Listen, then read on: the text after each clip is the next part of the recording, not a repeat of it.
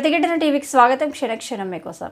ఏపీలో అఘోరి అరాచకం సృష్టించింది. ఇవాళ ఉదయం మంగళగిరిలో కారు వాష్ చేస్తుండగా తనను వీడియో తీశాడంటూ ఓ జర్నలిస్టుపై దాడి చేసింది. అనంతరం మంగళగిరిలోని జనసేన పార్టీ కార్యాలయం వద్ద హల్చల్ చేసింది. డిప్యూటీ సీఎం పవన్ కళ్యాణ్ని కలవాలంటూ నేషనల్ హైవేపై బైఠాయించడంతో కిలోమీటర్ల మేర వాహనాలు నిలిచిపోయాయి.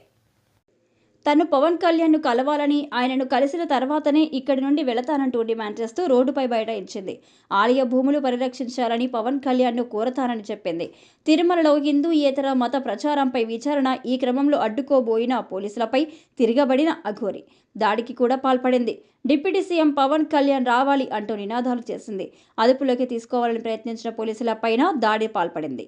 దీంతో అక్కడ కాసేపు నాటకీయ వాతావరణం చోటు చేసుకుంది. కాగా అఘోరి చర్యలను పలువురు తప్పుపడుతున్నారు.